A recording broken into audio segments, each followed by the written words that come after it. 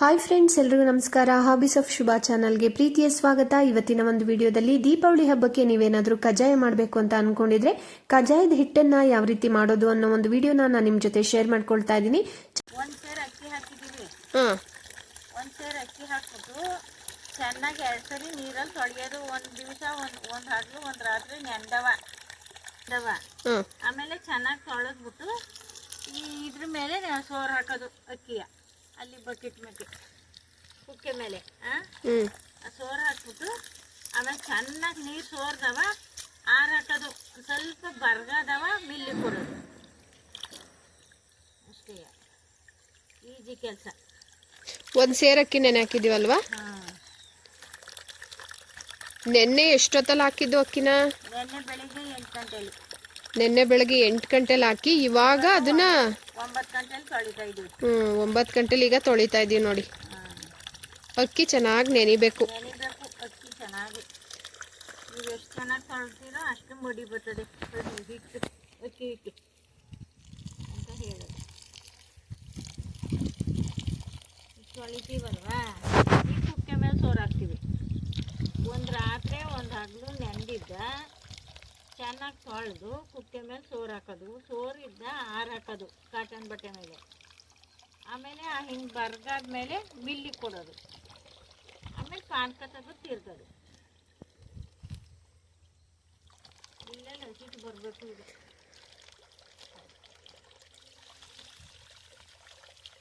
ನೋಡಿ ಏನಾಯ್ತಾ? ಸೋರು ಹಾಕ್ತೀವಿ.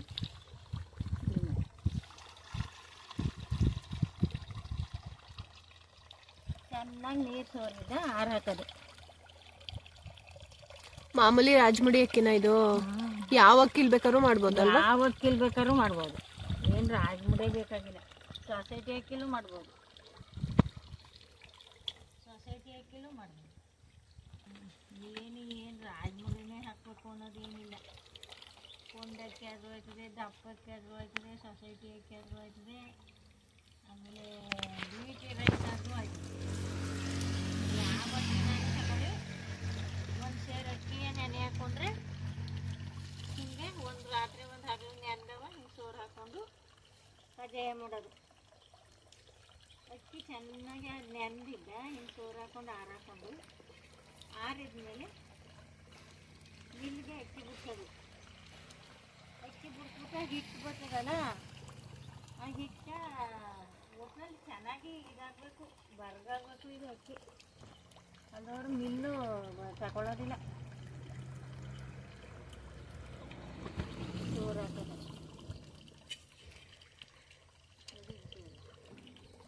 ಯಾವ ಬಟ್ಟೆ ಮೇಲಾದ್ರೂ ತೆಳುವಾಗಿರೋ ಬಟ್ಟೆ ಹಾಕ್ಕೊಂಡು ಸೋರು ಹಾಕೋದು.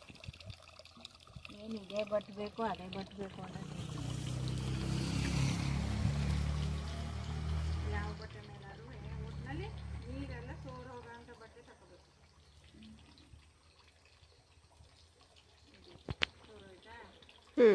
ಈಗ ಆರು ಹಾಕ್ತೀನಲ್ಲಿ ಕಾಟನ್ ಬಟ್ಟೆ ಮೇಲೆ ಆರು ಹಾಕ್ಬಿಟ್ರೆ ಬೇಗ ನೀರು ಇಟ್ಕೋತವೆ ಅಂತ. ಚೆನ್ನಾಗಿ ಸೋರ್ದಷ್ಟು ಒಳ್ಳೆಯದು ನೀರು.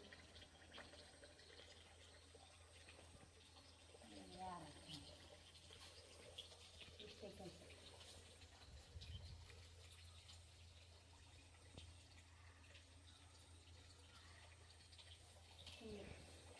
ಆರು ಹಾಕೋದು.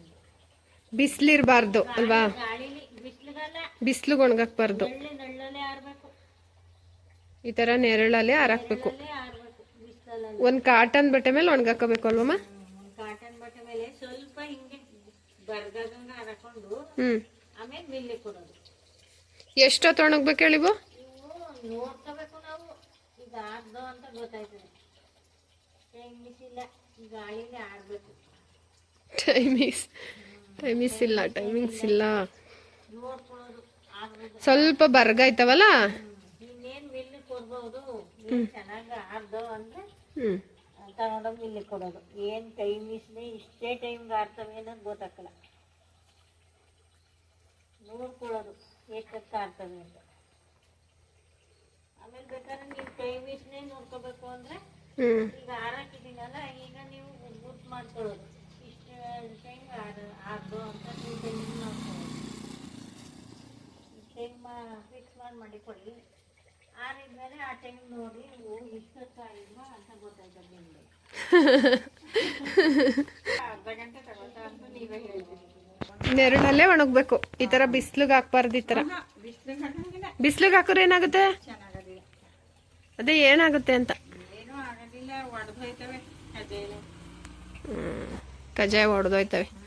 ಅದಕ್ಕೆ ನೆರಳಲ್ಲೇ ಈ ತರ ಒಣಗಿಸ್ಕೋಬೇಕು. ನೆರಳಲ್ಲೇ ಬರ್ಬೇಕದು. ಒಣಗಿಸ್ಕೊಂಡ್ಬರ್ಬಾರ್ದು ಮಿಲ್ಲಲ್ಲಿ. ಗಂಧದಂಗೆ ಬಿಟ್ಕೊಡ್ತಾರೆ ಮಿಲ್ಲಲ್ಲಿ. ಕಜ್ಜಾಯಕ್ಕೆ ಅಂದ್ರೆ ಬಿಟ್ಕೊಡ್ತಾರೆ. ಕಜ್ಜಾಯಕ್ಕೆ ಗಂಧದಂಗೆ ಬಿಡಿಸ್ಬೇಕು. ರೊಟ್ಟಿಗಲ್ಲ. ಅಲ್ಲ, ರೊಟ್ಟಿ ಹಿಟ್ಟಂಗೆ ಬಿಟ್ಕೊಡ್ತಾರೆ. ತರಿ ತರಿ ಒಡೆದು ಬಿಡ್ತಾರೆ. ಹಾರಾಕೊಳ್ಳೋದು. ಆಗಿದ್ದ ಚೆನ್ನಾಗಿ ಬರ್ಗಾಗಿದ್ದ ಒಂದು ಇದು ಹಾಕ್ಬಿಟ್ಟು ಒಂದು ಸ್ಟೀಲ್ ಬಾಕ್ಸ್ಗೋ ಎತ್ತರ ಹಾಕ್ಬಿಟ್ಟು ಮಿಲ್ಲಿಗೆ ಕೊಟ್ಟು ಕಳ್ಸೋದು. ಮಿಲ್ಲಲ್ಲಿ ಹಿಟ್ಟು ಬಂದಿದ್ದ ಜಲ್ದಿ ಮಾಡ್ಕೊಳ್ಳೋದು. ಜಲ್ದಿ ಮಾಡ್ಕೊಂಡು ಪಾನಕ ತಗೊಳ್ಳೋದು. ಪಾನಕದ ಹಾಕೊಂಡು ತೀರಿಕೊಳ್ಳೋದು. ಅಷ್ಟೇ. ಕಜ್ಜಾಯ ಈಸಿ ಮಾಡೋದು. ಮಾಡಿನವರಿಗೆ ಕಷ್ಟ.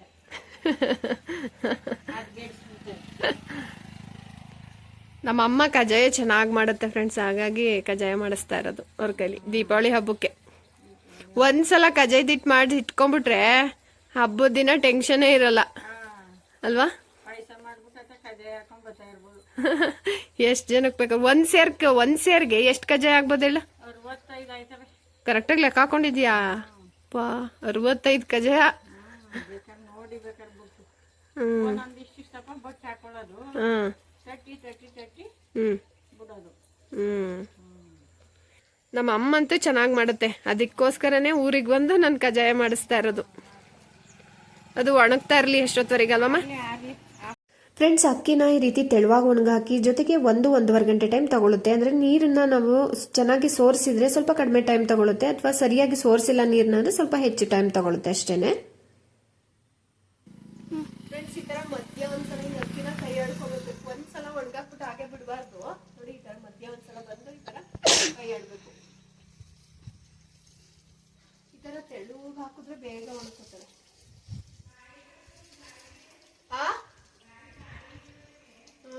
ಗಾಳಿಲಿ ಇನ್ನೊಂದ್ಸಲ ಈ ತರ ಕೈ ಆಡ್ತಾ ಇದ್ದೀನಿ. ನಮ್ಮ ಅಮ್ಮಲ್ಲಿ ತಿಂಡಿ ಮಾಡ್ತಾ ಇದೆ, ಅದಕ್ಕೆ ಕೈ ಆಡ್ತಾ ಇದ್ದೀನಿ. ಫ್ರೆಂಡ್ಸ್, ನಲ್ಲಿ ಇಲ್ಲಿ ನೋಡಿ ಇವಾಗ ಇಷ್ಟು ಬರ್ಗಾಗಿದ್ದಾವೆ. ನೋಡಿ ಇಷ್ಟಾಗಿದ್ದಾವೆ.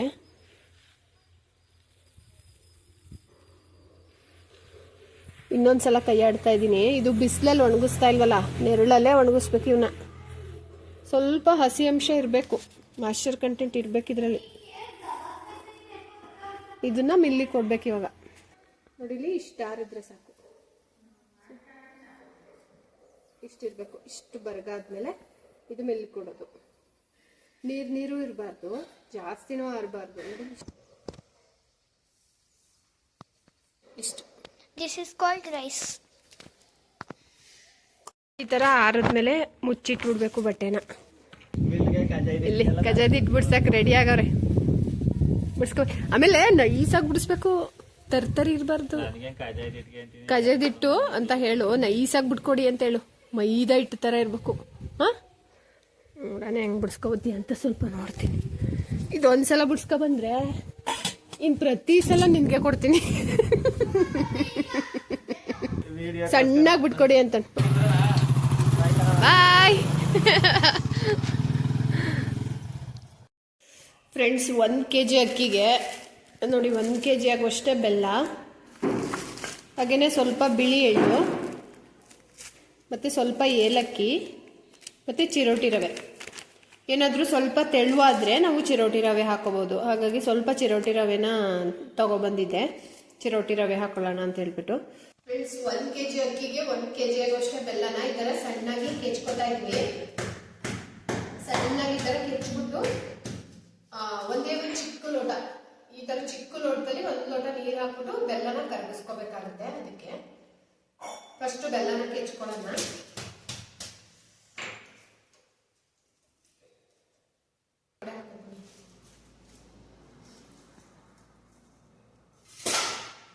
ಗಟ್ಟಿ ಇರುತ್ತಲ್ಲ ಆ ಬೆಲ್ಲನ ಈ ಪ್ಲಾಸ್ಟಿಕ್ ಮೇಲೆ ಕೆಚ್ಕೊಂಡ್ಬಿಟ್ಟು ಆಮೇಲೆ ಈ ತರ ಸಣ್ಣದಾಗಿ ಈ ತರ ಕುಟಾಣಿದು ಇದು ಬರುತ್ತಲ್ಲ ಕಲ್ಲು, ಅದ್ರಲ್ಲಿ ಹಚ್ಕೊತಾ ಇದ್ವಿ.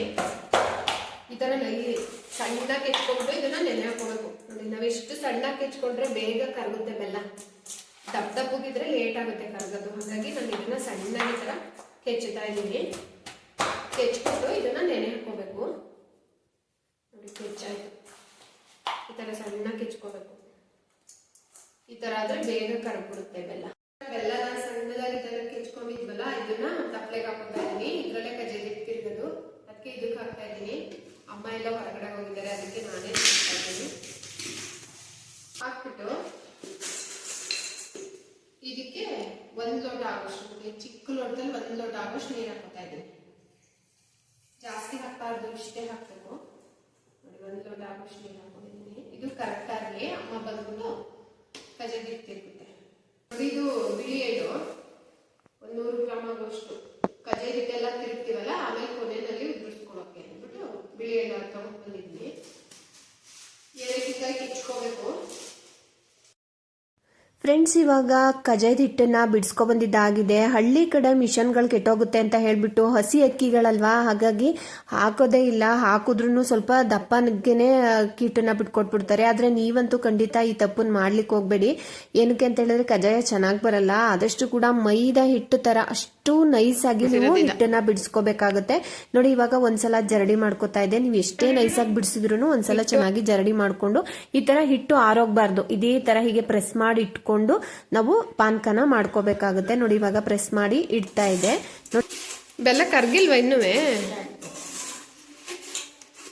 ನೀರ್ ಜಾಸ್ತಿ ಹಾಕೊಳಂಗಿಲ್ಲ, ಒಂದೇ 1 ಲೋಟ ಹಾಕೋಬೇಕಲ್ವಾ? ಸಣ್ಣ ಚಿಕ್ಕ ಲೋಟದಲ್ಲಿ ಒಂದೇ 1 ಲೋಟ.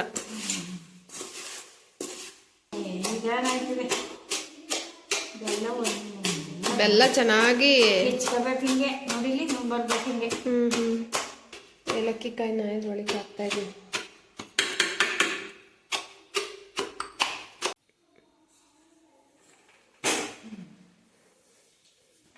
ಪಾಕ ಬರ್ಬೇಕಾ? ಅಗ್ಲವಾಗಿರೋ ಪಾತ್ರೆ ಎಲ್ಲಾರು ಮಾಡ್ಕೋಬಹುದು, ಇದ್ರಲ್ಲಾರು ಮಾಡ್ಕೋಬಹುದು. ಗುಂಡು ಪಾತ್ರೆನೇ ಚಂದ ಅನ್ಸ್ತದ ನನ್ಗೇನ. ತಿರ್ಗಕ್ಕೆಲ್ಲ ಅನುಕೂಲ ಆಗುತ್ತಲ್ವಾ. ಹಿಂಗ್ ತಿರುಗ್ತಾನೆ ಇರ್ಬೇಕು ಅಲ್ವಮ್ಮ? ಕೈ ಬಿಡ್ಬಾರ್ದು. ಈ ಬೆಲ್ಲ ಎಲ್ಲ ಕರ್ಗಿ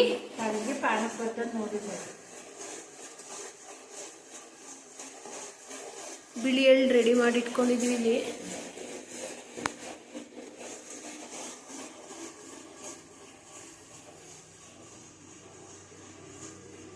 ಕೂತ್ಕೊಂಡೇ ಮಾಡ್ತಾ ಆಯ್ತಮ್ಮ, ಕೂತ್ಕೊಂಡೇ ಮಾಡು.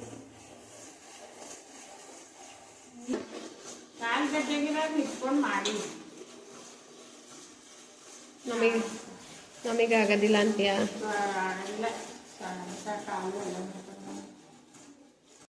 ನೋಡಿ, ತಿರುಗ್ತಾ ತಿರುಗ್ತಾ ಹಿಂಗೆ ನೀರು ಆಗುತ್ತೆ ಅಲ್ವಾ? ಬೆಲ್ಲ ಎಲ್ಲ ಚೆನ್ನಾಗಿ ಕರಗಬೇಕು.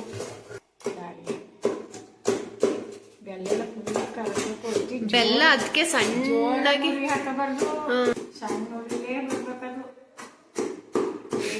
ಫ್ಲೇಮ್ ಕಡಿಮೆ ಮಾಡ್ಕೋಬೇಕು ಅಂತ ಹೇಳ್ತಾ ಇದ್ದೆ. ಕಡಿಮೆ ಫ್ಲೇಮಲ್ಲೇ ಮಾಡಬೇಕು. ಲೇಟ್ ಆಗುತ್ತೆ ಅಂದ್ಬಿಟ್ಟು ಜೋರಾಗಿ ಉರಿ ಕೊಟ್ಕೊಂಡು ಮಾಡಕ್ ಹೋದ್ರೆ ಏನಾಗುತ್ತೆ, ಸೀದೋಗುತ್ತೆ. ನಾವು ಎಷ್ಟು ಕಡಿಮೆ ಉರಿ ಹಾಕ್ತೀವೋ ಅಷ್ಟು ಒಳ್ಳೇದು. ಎಲ್ಲಿವರೆಗೆ ಆಯ್ತೇಳು? ಈ ತರ ಕುದಿಯಕ್ಕೆ ಸ್ಟಾರ್ಟ್ ಆಗುತ್ತೆ.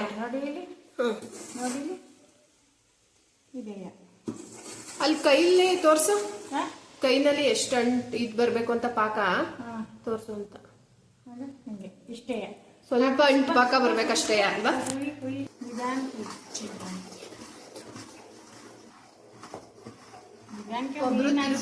ಸಣ್ಣ ಉರಿ ಹಾಕಿಬೇಕು.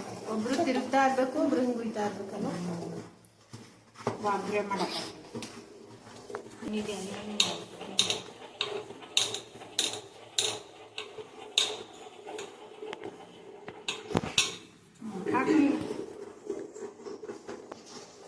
ಬಿಳಿ ಎಳ್ಳು ಸುರಿತಾ ಇರು, ಹೊಸಿ ಮಧ್ಯ ಇದಕ್ಕೆ ಮಿಕ್ಸ್ ಆಯ್ತಾ ಎಳ್ಳು ಹಾಕ್ತಾ ಇದ್ದೀನಿ. ये ಹಾಕಿ ಹಾಕಿ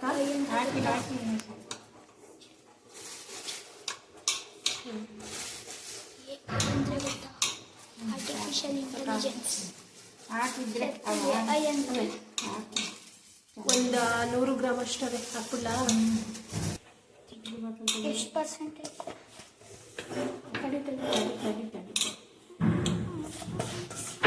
ತಡಿ ಆಫ್ ಮಾಡಲ? ಎಲ್ಲನೂ ಮಿಕ್ಸ್ ಮಾಡ್ತೀವಿ.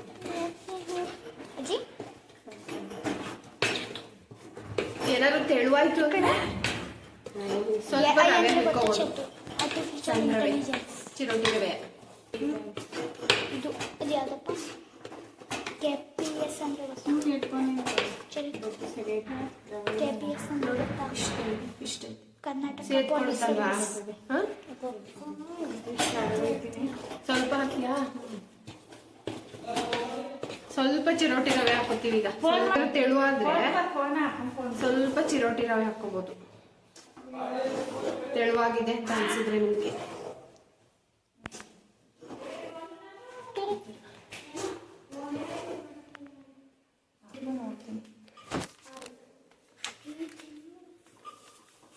ಸ್ವಲ್ಪ ಚಿರೋಟಿ ರವೆ ಹಾಕೋತಾ ಇದ್ದೀವಿ.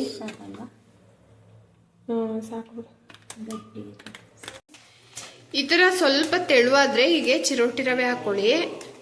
ಗಟ್ಟಿ ಆದ್ರೆ ನೀವು ಬೆಲ್ಲದ ನೀರನ್ನ ಸ್ವಲ್ಪ ಕುದಿಸ್ಕೊಬಿಟ್ಟು ಹಾಕೊಬಿಟ್ಟು ಕರೆಕ್ಟಾಗಿ ಹದವಾಗಿ ಕಲಿಸ್ಬಿಟ್ಟು ತಟ್ಟೋದು.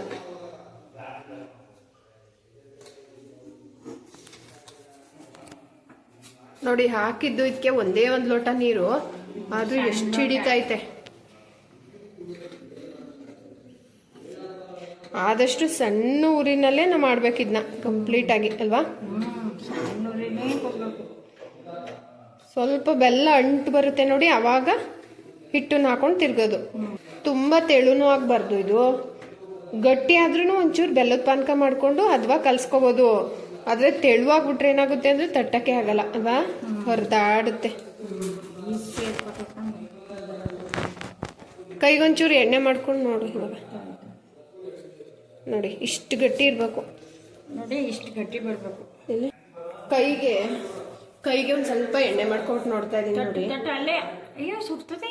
ಇಲ್ಲ ತಡೆ ಮಾನಸಿ, ಏನ್ ಸುಡ್ತಾ ಇಲ್ಲ, ಸುಡುತ್ತೆ ಅಂದ್ರೆ ನೋಡಿ ಈ ತರ ಇಷ್ಟು ಇದಿದೆ. ಇನ್ನು ಸ್ವಲ್ಪ ಗಟ್ಟಿ ಬರ್ಬೇಕಾ? ಇಲ್ಲ ಇದೇ ಸೇರ್ಕೊಳ್ಳುತ್ತೆ. ಅಕ್ಕಿ ಇಟ್ಟಲ್ವಾ, ಗಟ್ಟಿ ಆಗ್ಬಿಡ್ತದಿದೆ. ಗಟ್ಟಿ ಆಗ್ಬಿಡ್ತದಿದೆ. ಇದೇನು ಬೇಡ, ಏನು ಸೇರೋದೇನು ಬೇಡ, ಇದು ಸಾಕು. ಸಾಕಾ? ಅದೇ ಇನ್ನೊಂದು ನಿಮಿಷ ಆದ್ರೂ ನೋಡಿ ತಡಿ. ಇಲ್ಲ ಈಗ ಎಷ್ಟು ಸೇರ್ಕೋತು? ಇನ್ನೇನು ಸೇರ್ಕೊಬೇಕು, ಸಾಕಲ್ವಾ?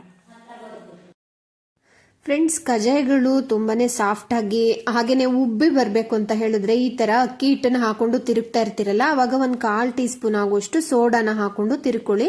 ತುಂಬಾನೇ ಸಾಫ್ಟ್ ಆಗಿ ಬರುತ್ತೆ. ನೋಡಿ ಇವಾಗ ಕಜಾಯದ ಹಿಟ್ಟೆಲ್ಲ ರೆಡಿ ಆಗಿದೆ. ಒಂದು ಬಾಳೆದೆಲೆ ಮೇಲೆ ಹಾಕ್ತಾ ಇದೆ. ಇದು ತೋರಿಸ್ಲಿಕ್ಕೋಸ್ಕರ ಹಾಕ್ತಾ ಇರೋದು ಫ್ರೆಂಡ್ಸ್. ಆಕ್ಚುಲಿ ನಾವು ಅದೇ ತಪ್ಪಲೆನಲ್ಲಿ ಬಿಟ್ಬಿಡ್ತೀವಿ. ಮೇಲ್ಗಡೆ ಎಲ್ಲ ಸ್ವಲ್ಪ ಎಣ್ಣೆ ತಟ್ಬಿಟ್ಟು ಹಾಗೇನೆ ಬಿಟ್ಬಿಡ್ತೀವಿ. ನೋಡಿ ತೋರ್ಸೋದಕ್ಕೋಸ್ಕರ ನಮ್ಮಮ್ಮ ಬಾಳೆ ಎಲೆ ಮೇಲೆ ಕಜಾಯ ಕೂಡ ತಟ್ಟಿ ತೋರಿಸ್ತಾ ಇದೆ. ಕಜಾಯನ ಅವಾಗ್ಲೇನೆ ಬಿಡಕ್ಕಾಗಲ್ಲ, 1-2 ದಿನ ಹೋಗ್ಬೇಕು. ಕಜಾಯದ ಹಿಟ್ಟನ್ನ ಮಾಡಿ 1-2 ದಿನ ಆದ್ಮೇಲೆ ತಟ್ಟಿ ನಾವು ಎಣ್ಣೆನಲ್ಲಿ ಬಿಡ್ಬೇಕಾಗುತ್ತೆ. ಅವಾಗ್ಲೇನೆ ತಟ್ಟಿ ಅವಾಗ್ಲೇ ಬಿಟ್ರೆ ಚೆನ್ನಾಗಿ ಬರಲ್ಲ. ನೋಡಿ ಇವಾಗ ತಟ್ಟಿ ತೋರಿಸ್ತಾ ಇದೆ. ಈ ಒಂದು ಹದದಲ್ಲಿದೆ.